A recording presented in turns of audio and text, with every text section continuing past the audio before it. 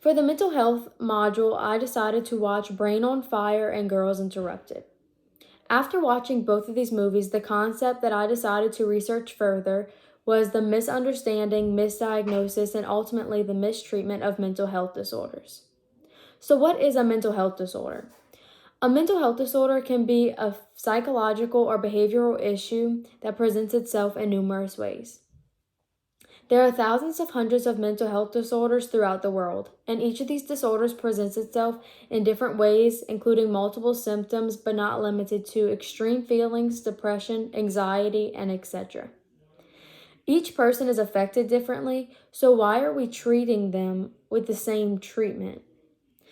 We need to realize that people need to be individually treated based on what helps them, because not everything helps everyone. We need to understand how important it is to correctly treat, diagnose, and understand these disorders. Mental health disorders have been around for as long as we have been around. Previously, before research and the recognition of these disorders occurred, people were misunderstood and they were thought to have been crazy, they had behavioral issues, and etc. But the truth was, they just had an undiagnosed and untreated mental disorder. So today, again, we're going to be talking about the misunderstanding, misdiagnosis, and the mistreatment of these disorders, and ultimately how that all intertwines together and affects each other.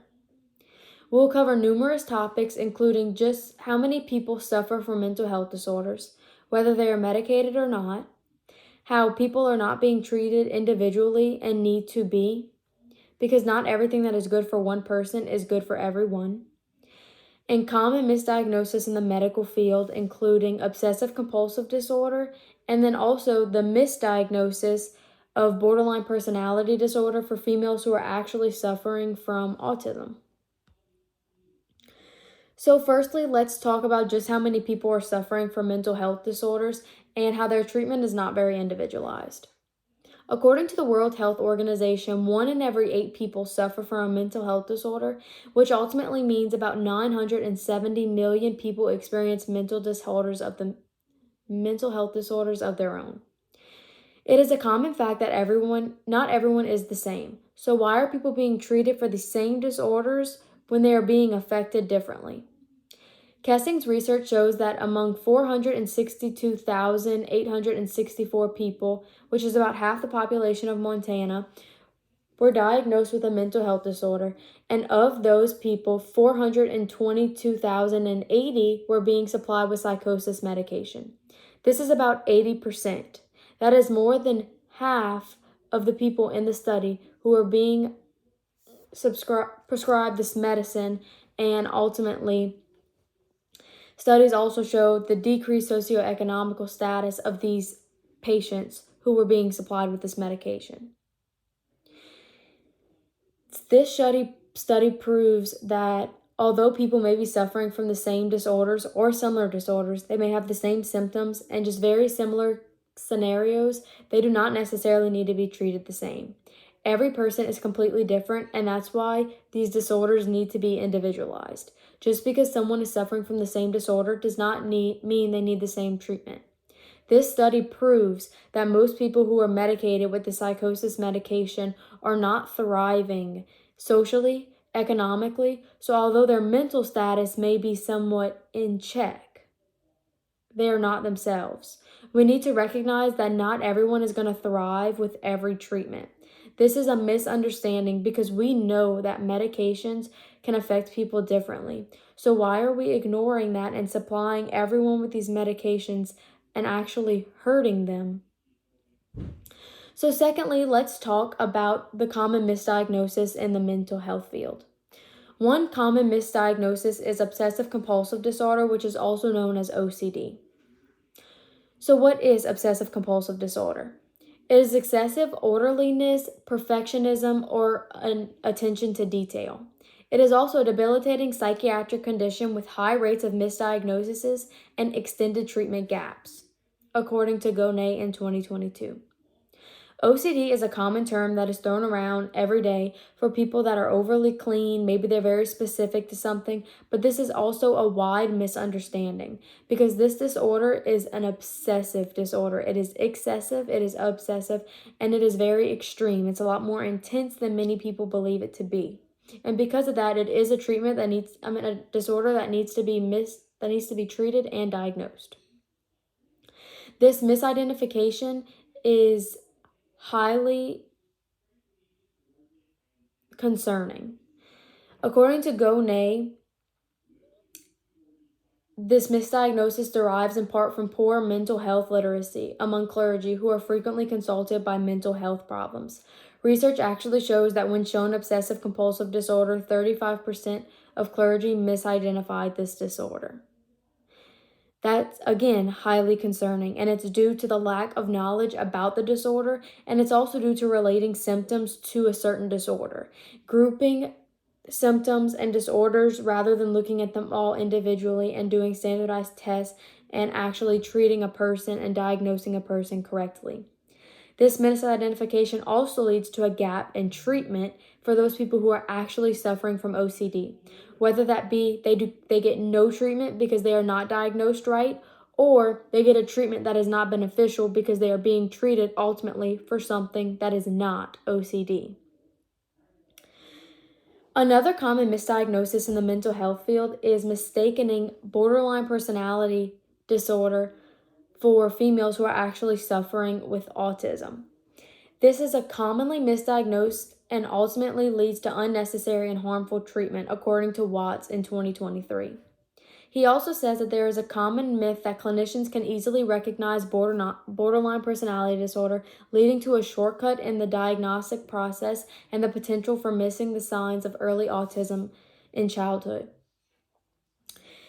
This is saying that a lot of doctors or clinicians see borderline personality disorder quite often, and because of that, when they see any kind of sign that is related to that disorder, they tend to group people together and suggest that that is what they may also have, rather than doing more testing and extensive examinations and determining and possibly coming to the correct conclusion that these females are actually suffering from autism.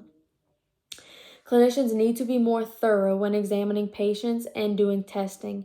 Many times, clinicians are rather jumping to conclusions without looking into a person's complete symptoms. Watts also says when mental illness gets misidentified as the primary cause, early mood difficulties often transform into serious distress with emotional liability and even self-harm. The problem is that patients are being diagnosed incorrectly and then they're being treated for this diagnosis, but that treatment is not effective because they are not being treated for the disorder in which they really have. And because of this, they are being told you are being treated and you should feel okay and you should feel this way, and they don't feel like that, and that can ultimately lead to self-harm because they don't feel like themselves. They feel just not right. So what does this misdiagnosis ultimately do to patients, and what can doctors do to prevent this? This misidentification, again, can cause unnecessary treatment and even harm to these people. Clinicians need to slow down and look at the entire case rather than focusing on one symptom and assuming a diagnosis. So what topics have we covered today? Again, we've covered just how common mental health is throughout the world. We've covered how each person needs to thoroughly be examined and individualized when being diagnosed and when being treated. We have studied the misdiagnosis of borderline personality disorder in females who are actually suffering from autism, and also the common misdiagnosis of OCD due to a lack of common knowledge in clinicians and just everybody.